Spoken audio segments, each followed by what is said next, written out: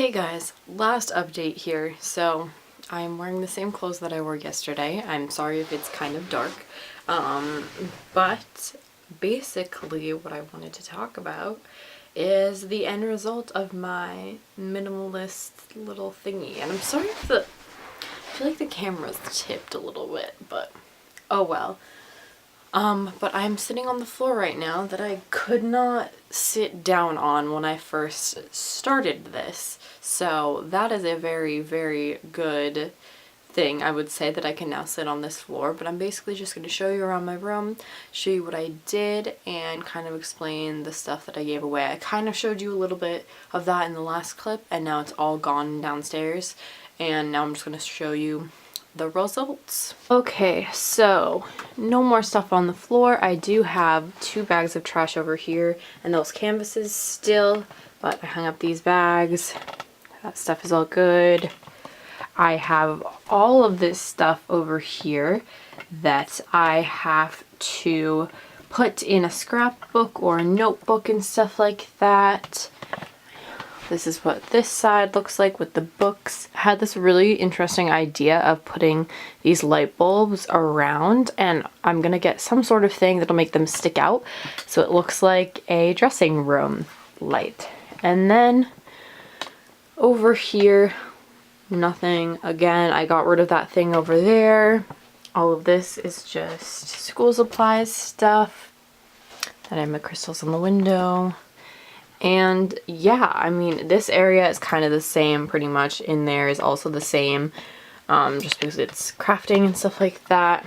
Put my plants out, my bed. There is nothing back here. There used to be buckets back here, and there's now nothing. And my mom said to keep the buckets just in case I need them for apartments, future apartments, that kind of stuff. But we did get rid of the ones that were over here that were zebra. And then I also have my record player there. That's some stuff from my box that I cannot fit in a journal, but I still want to keep, or my mom wants to keep, and I don't know what to do with it right now, so I just left it right there for right now. Obviously, my camera bag. And then over here is my closet. Again, not really much difference.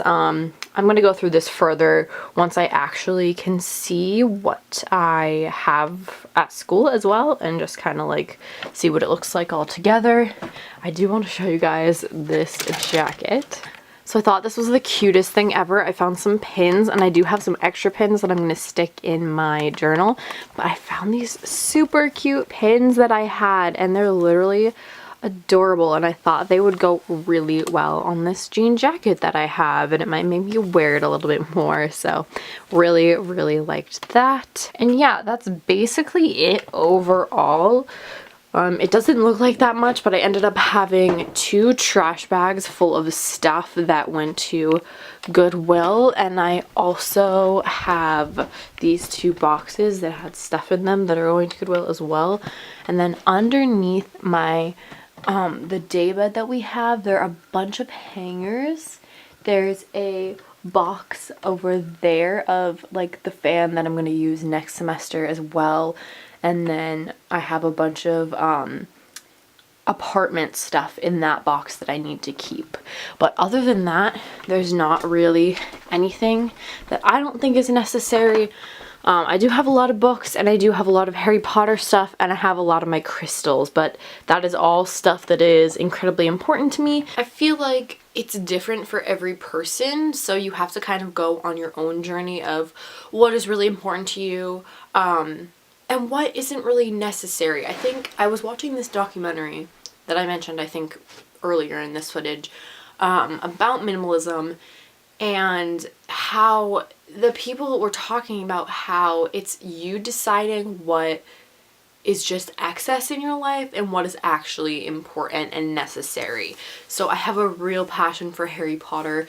Honestly, I've been like, I'll probably get a tattoo of it on my body like at some point in my life. And it's my childhood. It's very significant to me. I have a lot of memories associated with reading the books and watching the movies and everything like that, and I know them by heart. So it's very important to me, an important part of my life, and it's been an important part of my life for a really long time. So that's why I'm keeping that, because it's very significant to me and it has a very strong significance. And I'll probably go through that kind of stuff because there's stuff in there that like I don't look at and I don't need necessarily, but like the books and the movies and that my collection of like stuff that I have over there that's really significant to my life, I'm going to keep because it's important to me. But things like clothes and things like a lot of makeup and just having a lot of stuff in general and shoes and stuff like that, that's not really important to my happiness, I don't think. And so I don't think I need as much of that kind of stuff as I currently have. And same goes for like books. Like I have a real passion for reading and reading plays, and I have to if I'm going to be in the career path that I'm in right now. And so I love all that kind of stuff, and I just don't like the electronic versions of them. I don't really want to get a Kindle or get an iPad to read on or anything like that. I love the smell of old books and just being able to turn the page myself, and I love being able to hold a chunky good book in my hands and read it.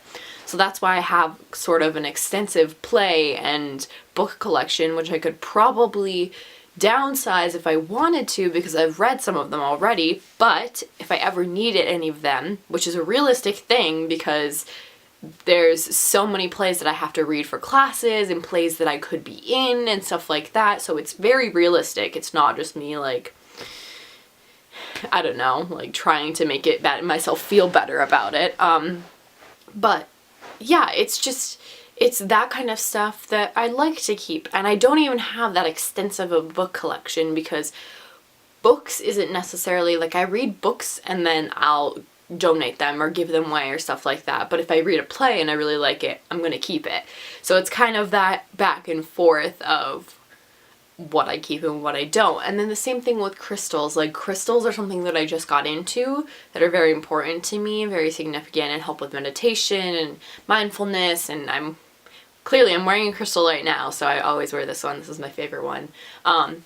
But that's something that I'm also not going to get rid of because, you know, each crystal has a different shape and they all look different and they all have different properties and stuff like that. So I'm not going to downsize my collection because they're all important to me and they all have a different purpose. And I'm sorry for my dog barking right now, but he's downstairs. So it's things like that, the things that are really, really important to you that you don't necessarily need to downsize if they're that important to you, but you really have to like dig deep and see if they're important to you for a reason that is incorporated in your life and your values rather than they're important to you just because it's a materialistic thing. I hope you guys have enjoyed this video. I'll probably be doing more videos on minimalism as I myself discover my own path, but right now this is as far as I'm going to go with it. But that's all that I have for you guys today. I hope you guys enjoyed this video, and if you did, please give it a thumbs up and subscribe down below if you haven't already.